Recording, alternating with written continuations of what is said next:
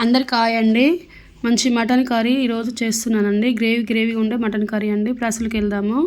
తగినంత ఆయిల్ వేసుకోవాలి. బాండి పెట్టుకొని అందులో 2 బిర్యానీ ఆకు వేసాను. నేను బిర్యానీ మసాలా వేసిన మంచి ఫ్రై చేసుకోవాలి. అవి తర్వాత ఉల్లిగడ్డ వేయాలి. ఇలా ఫ్రై చేయాలి. ఉల్లిగడ్డ వేసి ఉల్లిగడ్డ బాగా గోల్డ్ కలర్ వచ్చేదాకా ఫ్రై చేయాలి. ఉల్లిగడ్డ ఫ్రై అయిపోవాలి బాగా. మంచి ఫ్రై అయినాక నేను అర కేజీ మటన్ తీసుకున్నాను. 2 ఉల్లిగడ్డలు వేసినాను. పచ్చిమిరపకాయలు వేసిన తర్వాత తగినంత పసుపు. తర్వాత నేను అర కేజీ మటన్ తీసుకున్నానండి. అర కేజీ మటన్ అలా వేసుకొని ఫ్రై చేయాలి బాగా. మటన్ మంచిగా ఫ్రై అవ్వాలి. ఆయిల్లో ఫ్రై అవ్వాలి. మంచిగా కలిపి మూత వేసి తీసుకొని మధ్యలో కలుపుకుంటూ మూత వేసి తీసుకోవాలండి. తర్వాత నేను అల్లం వెల్లిగడ్డ తీసుకుంటున్నాను. 2 స్పూన్లు అల్లం వెల్లిగడ్డ వేయాలి.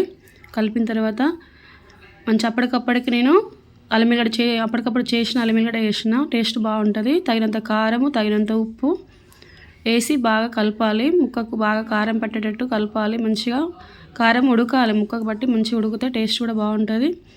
బాగా కలుపుకొని తగినంత వాటర్ కూడా వేయాలి. ఇళ్ళకి బాగా కలుపుకున్న తర్వాత తగినంత వాటర్ వేసి ముక్క మునిగేదాకా వాటర్ వేయాలి. వాటర్ వేసి కొంచెం కొత్తిమీర పైకెళ్ళి పెట్టి మూత వేయాలి. చాలా టేస్టీగా ఉంటుంది. 2-3 టమాటాలు తీసుకుని చిన్న టమాటాలు పైకెళ్ళి పెట్టిన బాగా టేస్టీ గ్రేవీ కూడా వస్తుంది. గ్రేవీ కర్రీ కావాలని నేను కొంచెం 2 టమాటాలు వేసిన టేస్ట్ బాగుంటుంది. గ్రేవీ వస్తుంది. నేను 3 విజిల్ కుక్కర్ పెట్టినండి. కొంచెం ముదురు ఉంది మటను. తర్వాత మూత తీసిన తర్వాత 3 స్పూన్ల మసాలా వేసిన, గరం మసాలా వేసిన, కొబ్బరి వేసిన. మళ్ళీ మూత పెట్టుకొని 10 నిమిషాలు ఉడికించిన తర్వాత 10 నిమిషాలు మళ్ళీ మూత పెట్టుకొని 10 నిమిషాలు ఉడికియాలని. తర్వాతకి తీసి కలిపి చూసుకోవాలి. ముక్క ఉడికిపోయిందా లేదా అని చూసుకోవాలి. ముక్క ఉడికిపోయిందండి. మళ్ళీ లాస్ట్లో కొంచెం కొత్తిమీర వేసిన మటన్ కర్రీ రెడీ అయిందండి. మా వీడియో నచ్చినట్టయితే షేర్ చేయండి, లైక్ చేయండి.